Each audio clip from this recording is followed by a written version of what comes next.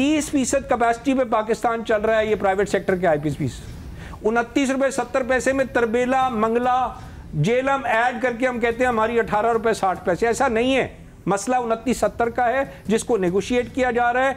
और दूसरी बात शाहजेब, क्लैरिटी के साथ कि ये वो मामला है जिसमें ओवर इनवॉइस लगे। $60 मिलियन का विंड पावर जो है वो मिलता था।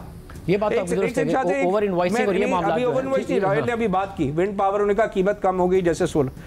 अपफ्रंट टैरिफ दिया गया 14 सेंट का, 14 सेंट का अपफ्रंट टैरिफ में प्लांट लगा दिए गए और उसको इनवॉइस कर दिया गया $120 मिलियन, बाहर $60 मिलियन ले लिए गए ताकि उसकी इनवॉइस पूरी कर दी जाए।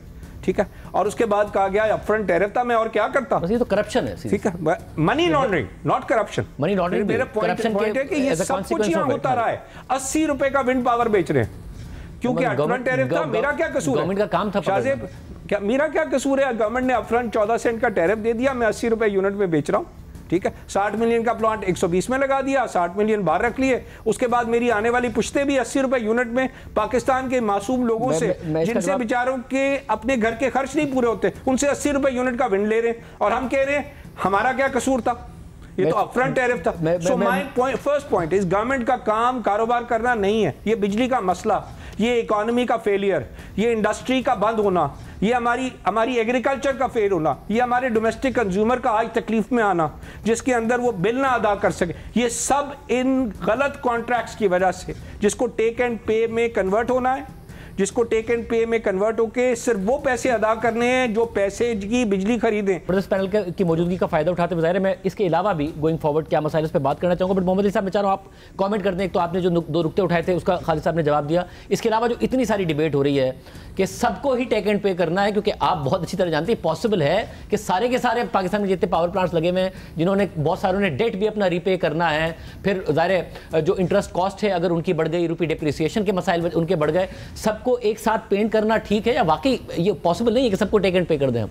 अच्छा, 2 कमेंट्स। आपने खालिद साहब वाला कमेंट भी कहा। खालिद साहब ने तो बताया ना कि वो जब SCCP ने अपनी इंक्वायरी ऑर्डर की तो ही वॉज नॉट देयर, तो वो तो एक फैक्चुअल चीज़ है। दूसरी चीज़ जो कह रहे हैं कि MOU में लिखा हुआ है, तो MOU तो हमने लिखवाए ना, आई वॉज देयर। लेकिन तो 2019-20 की बात है। 2017-18 के अंदर नेपरा के हीट रेट पे तो स्टे आया हुआ है, तो लेकिन उस बहस पे नहीं जाते। I think we have covered it. एक मैं clarifying and then I will come to clarifying point and then I will come to it. देखिए, हम बहुत ही मिनिमाइज़ कर देते हैं जब हम कहते हैं कि जी 50 पैसे का फ़ायदा है, 20 पैसे का फ़ायदा है। डिपेंड्स कि how you put a data point into what context. ये 50 पैसे जो है ना, 50 अरब है। पाकिस्तान में साल के 110 अरब यूनिट बिकते हैं बिजली के। हम जो निगोसिएशन कर रहे हैं, इससे अगर हमें 3 रुपये की बिजली की बचत होती है, इस वक्त बिजली का रेट है बेस रेट 35 रुपये, तो तकरीबन 9-10% हुआ, जो कि ठीक ठाक परसेंटेज है। और 250-300 अरब रुपए कोई कम रकम नहीं है। उन प्लांटों को जिनको बंद थे, कोई ज़रूरत नहीं थी, उनको साल के 5 अरब, 10 अरब, 20 अरब, 30 अरब दिए जाते थे, वो हमने बंद करवाए 2 माह पहले।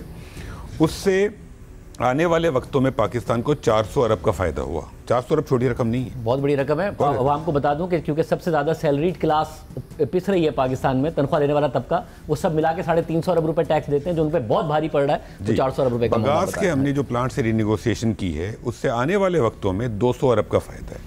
अभी जो हम 18 प्लांट से बात कर रहे हैं, उनसे आने वाले वक्तों में जो उनकी लाइफ बाकी है 18 प्लांट्स की 94 और 2002, उससे 800 अरब का फ़ायदा है मुल्क को। तो ये 800 अरब, 400 अरब, 200 अरब, ये मैंने तो इन्वेंट नहीं किए, तो फैक्चुअल नंबर्स हैं। These are big numbers.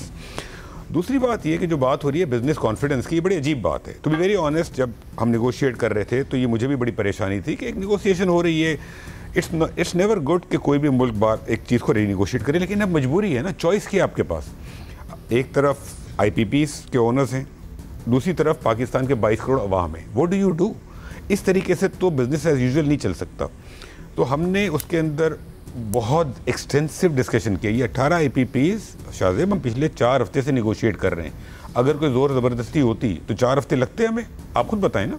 तो ये हम जितना इसको एमिकेबली कर सकते हैं उतना कर रहे हैं। बिजनेस कॉन्फिडेंस की जहाँ तक सवाल है, इन निगोशिएशन के अंदर हमारे ही एक बिजनेस ग्रुप जिनसे हमने निगोशिएट किया है, वो उसका प्लांट ले रहे हैं। दे आर इन्वेस्टिंग ना। अगर इतना मसला होता तो क्यों एक और प्लांट लेते।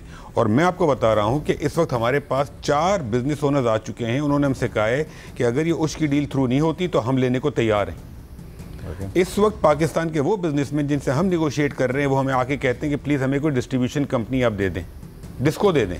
तो मैं इट्स एन बिजनेस कॉन्फिडेंस इतना ख़राब नहीं हुआ जितना कि लोग पोर्ट्रे कर रहे हैं। एक तरफ है ये गिला बिजनेस कॉन्फिडेंस वाला जिसको आप एड्रेस करें, दूसरी तरफ है इनाम साहब का गिला। वो कह रहे हैं कि भाई आपको इन्हें क्रिमिनल केस बनाना चाहिए बजाय इसके कि इनको इस तरीके से ट्रीट किया जाए और निगोशिएट किया जाए अगर ये चोरियां हुई हैं। ये बहुत अच्छा पॉइंट है। देखें, ये क्रिमिनल केस क्यों नहीं बन सकता। पाकिस्तान में बहुत GITs बनी है, आपको पता है, हम सबको पता है। कुछ उसके ऊपर कोई एक्शन हुआ आज तक? कोई अंदर हुआ? जो अंदर होते हैं बाहर आ जाते हैं। हम बना देंगे क्रिमिनल केस, कल सुबह चलते रहेंगे मामलात, ख़त्म हो जाएंगे मामलात। तो क्रिमिनल केस बनाने के लिए आपको एक money trail, banking trail, evidences, उस टाइप के इंस्टीट्यूशंस चाहिए। वो अनफॉर्चुनेटली हमारे इंस्टीट्यूशंस वीक हैं। जो हम आज काम कर रहे हैं हमारा काम नहीं है, ये हमारे इंस्टीट्यूशंस का काम है। NEPRA should have checked all these things. देखिए फ्रैंकली, अब थोड़ा सा अगर इसको आगे लेके चलें विथ योर परमिशन, जो गलतियां हुई हैं ना, वो गवर्नमेंट, जो पास की गवर्नमेंट्स रही हैं पिछले 20 सालों में, बहुत गलतियां हुई हैं उनके एंड पर। बिकॉज ये गवर्नमेंट का काम था, होमवर्क करती गवर्नमेंट, जो गवर्नमेंट्स थी सब देखती। अगर आज कोई मैं फैसला करूंगा गवर्नमेंट का पार्ट होते हुए, I will be responsible, I should be held responsible कि मैंने प्लानिंग सही नहीं की, या देखा नहीं, या सोचा नहीं, या डेटा सही नहीं देखा। This my responsibility. पाकिस्तान में ये जो बिजली महंगी है उसकी देखें 2-3 बहुत बड़ी वजूहत हैं। एक तो IPPs, इसके अलावा टैक्सेस। हमारा फिस्कल साइड चूँकि वीक है, आज पाकिस्तान के पावर कंज्यूमर्स 800 अरब के टैक्सेस देते हैं। 8 रुपये का इम्पैक्ट बिजली में टैक्सेस का है, हम उसको भी देख रहे हैं। हमारी कोशिश ये है कि इस 8 रुपये जो बिजली का टैक्सेस हैं बिजली के बिलों के अंदर, उसको हम तकरीबन 3 रुपये 4 रुपये पे ले आएँ, इसको आधे कर दें। We are working on that. और इंशाल्लाह टैक्स के ऊपर IMF एक इशू होगा, IMF मान जाएगा। IMF का ये है कि रेवेन्यू आपका अफेक्ट नहीं होना चाहिए, तो अगर हम यहाँ पर कमी होती है तो कहीं और हम उसको एडजस्ट करेंगे। ओवरऑल रेवेन्यू इफेक्ट नहीं होगा। कह रहे थे कि 400 अरब रुपये छोटा अमाउंट नहीं होता। मैंने सिर्फ सैलरीड क्लास के लिए बताया, तो हम आपको ये भी बता दूं कि हमने शुरू के 4 महीने में जो टैक्स शॉर्टफॉल टारगेट्स है वो 350 अरब रुपये, जिसकी वजह से हम डर रहे हैं कि कहीं मिनी बजट ना आ जाए। तो 400 billion rupees is a big amount. But इसमें बहुत सारे जो चेंजेस कहे जा रहे हैं कि जी अब कोल में कन्वर्जन कर दें, इंपोर्टेड कोल की जगह डेट रिप्रोफाइलिंग करा लें चाइना के साथ, जिसका अभी तक सुना है कि उन्होंने MOU के लिए भी वो तैयार नहीं हुए और कोई बहुत मजबूत जवाब नहीं आया।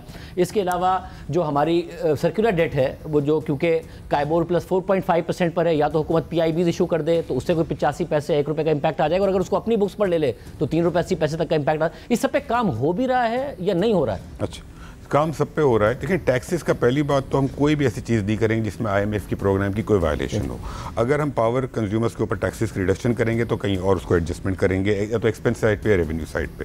But we have to reduce this impact. बिजली कम करनी पड़ेगी पहली बात। डेट रिप्रोफाइलिंग पे काम हो रहा है। फाइनेंस मिनिस्ट्री से कल भी हमारी मीटिंग हुई, उसके ऊपर काम हो रहा है। उससे हमें अगर वो हो गई, जो कि मेरा ख्याल है हो जानी चाहिए, तो उससे 3-4 रुपये का फ़र्क वहाँ पड़ सकता है। तो हमें हर जगह थोड़ा थोड़ा इम्पैक्ट लाना होगा। सर्कुलर डेट, देखिए हमारे मुल्क में हमने जो एक सर्कुलर डेट के साथ रहने की एक सिस्टम बना लिया, रिवाज बना लिया है। This is not right. We have to finish circular debt. Power का जो सर्कुलर डेट है, जो अभी रीनिगोसिएशन चल रही हैं, उसमें बिकॉज सारी इंटरेस्ट पेमेंट्स ख़त्म हो रही हैं और बहुत सारी एडजस्टमेंट्स हो रही हैं, तो जो पावर का सर्कुलर डेट है, मेरा ख्याल है कि वो हम इंशाल्लाह ताला उसका सोल्यूशन निकाल लेंगे।